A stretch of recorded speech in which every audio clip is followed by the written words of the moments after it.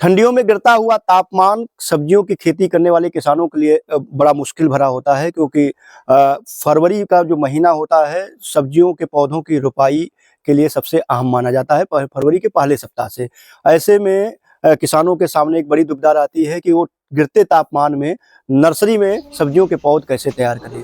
तो उनके लिए एक सहज विधि लेकर आए हैं जो बहुत ही नॉमिनल यानी सीमित कास्ट में आप तैयार करके उसमें नर्सरी में पौधों को तैयार करके एक स्वस्थ पौधों की रोपाई अपने सब्जियों की खेती के लिए कर सकते हैं। आप देख रहे होंगे एक हस्त निर्मित, मतलब कह लें कि ये बहुत ही आसान विधि से निर्मित किया गया एक पॉली हाउस है, जिसमें 2 से 3 बांस की बल्लियां लगाई गई हैं।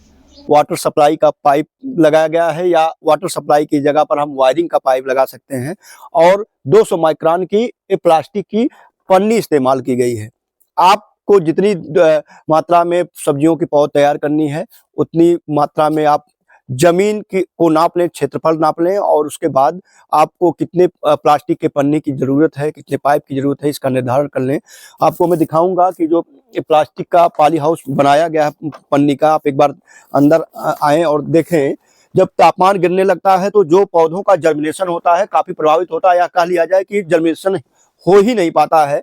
ऐसे में जो बहुत ही सहज विधि से पॉली हाउस निर्मित किया गया है, इसमें आप देख रहे होंगे प्लास्टिक की पाइप इस्तेमाल की गई है जो वायरिंग में इस्तेमाल की जाती है। 200 माइक्रोन की पन्नी इस्तेमाल की गई है, और एक ही बांस की बल्ली इस्तेमाल की गई, 2 बांस की बल्ली। और आप देख रहे होंगे कि यहाँ पर नर्सरी में पौधों की रोपाई ट्रे में की गई है, जिसमें जो है कोकोपीट का इस्तेमाल किया गया है, और तापमान काफ़ी गिरा हुआ है इस समय इन दिनों। तो ऐसे में इन पौधों का जर्मिनेशन बहुत जटिल प्रक्रिया थी, या काले जर्मिनेशन ही नहीं हो पाता। लेकिन आप देख रहे हैं मिर्चा, उसके बाद करेला, इन सबकी जो नर्सरी है धीरे धीरे तैयार हो रही है, और ये तापमान को नियंत्रित करके नर्सरी को तैयार किया जा रहा है। इसमें 200 वाट के बल्ब इसलिए लटकाए गए हैं कि जब ज़्यादा तापमान गिर जाए तो ऐसी स्थिति में इन बल्ब को जला करके इसके तापमान को नियंत्रित करके नर्सरी को तैयार किया जा सके।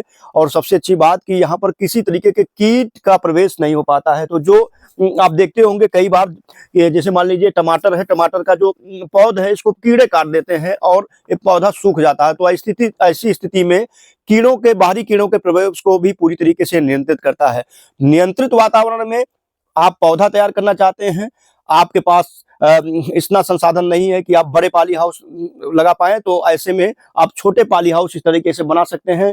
जरूरत है वाटर सप्लाई या वायरिंग के पाइप की, 2 बांस की, और 200 माइक्रोन के पन्नी की। और जिस मैं पॉली हाउस में खड़ा हूँ, ये पॉली हाउस 3000 रुपए के करीब में बनकर के तैयार हुई है। आप इसमें नेनुआ, करेला, मिर्चा, टमाटर, बैगन, कोई भी पौधा आसानी से दिसंबर जनवरी में उगा सकते हैं। कड़ाके की ठंड में -0 के स्थिति में भी आप पौधों को तैयार कर सकते हैं। तो आज ही आप इस तरीके से पॉली हाउस तैयार करें, अपने सब्जियों की खेती के लिए नर्सरी के पौधे तैयार करें, और अगेती फसल के रूप में सब्जियों की खेती करें, जिससे अधिक मुनाफा आपको मिल पाएगा।